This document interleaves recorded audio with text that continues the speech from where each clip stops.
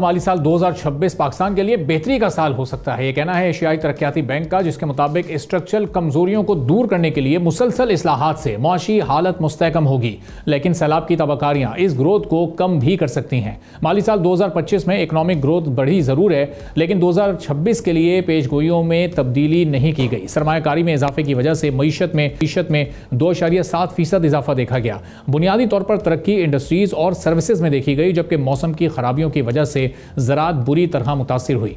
एशियाई तरक्याती बैंक के मुताबिक माली साल 2026 में मुल्की तरक्की में 3% इजाफे की पेशगोई इस बात को जाहिर करती है कि स्ट्रक्चरल कमजोरियों को दूर करने के लिए मुसलसल इस्लाहात से मुआशी तरक्की तेज होगी।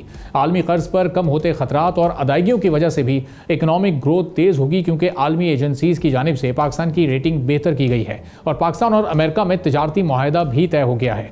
अब इस हालिया सैलाब की तबाही के बावजूद जो बहाली के इकदाम हैं, उसकी वजह से माशी कमजोरियों को बेहतर करने में मदद मिल सकती है। सैलाब की तबाकारियों और उसके नतीजे में होने वाली महंगाई की वजह से अफराते ज़र की शरह 6% तक पहुंचने की तवक्को है, जो स्टेट बैंक की 5 से 7% की पेशगोई के अंदर ही है, लेकिन एशियाई तरक्याती बैंक की पुरानी पेशगोइयों से ज़्यादा है। सैलाब की वजह से अशिया सर्फ पर सप्लाई में रुकावटें उनकी कीमतें बढ़ा सकती है। पाकिस्तान में बैरूनी सेक्टर में इस्तेहकाम के साथ साथ ज़र मुबादला के ज़खायर 17.7 बिलियन डॉलर्स तक पहुँचने की तवक्को की जा रही है। चावल और कपास, जो कि पाकिस्तान की बड़ी मेन फसलें हैं, उसकी बड़ी पैदावार की वजह से एक्सपोर्ट्स बढ़ने की तवक्को की जा रही है। साथ ही इंपोर्ट्स में भी तेज़ी से इजाफा हो सकता है, चूँकि सैलाब की वजह से पैदा होने वाली किल्लत को दूर करने के लिए खुराक की इंपोर्ट्स ज़्यादा हो जाएंगी और साथ ही मैन्युफैक्चरिंग की बहाली की वजह से रॉ मटेरियल की इंपोर्ट्स भी ज़्यादा करना पड़ेंगी और मुल्क की तिजारती खसारा बढ़ने की भी तवक्को है। पाकिस्तान और अमेरिका में होने वाले हालिया मुआहदा, जो माशी मुआहदा है,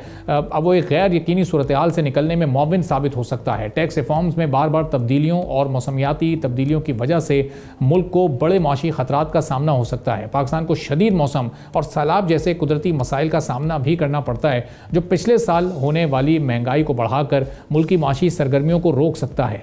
आलमी खतरात की वजह से अफराते ज़र, बैरूनी इस्तेहकाम और कारोबारी एतमाद भी मुतासिर हो सकते हैं। पाकिस्तान के लिए तेज़ी से इस्लाहात पर अमल करना ही मुल्क में कारोबारी सरगर्मियों को बढ़ा सकता है और मौजूदा तवक्कुआत से ज़्यादा ग्रोथ को बढ़ाने में मददगार भी साबित हो सकता है। सब्सक्राइब करें और बेल दबाएं ताकि कोई खबर रह न जाए।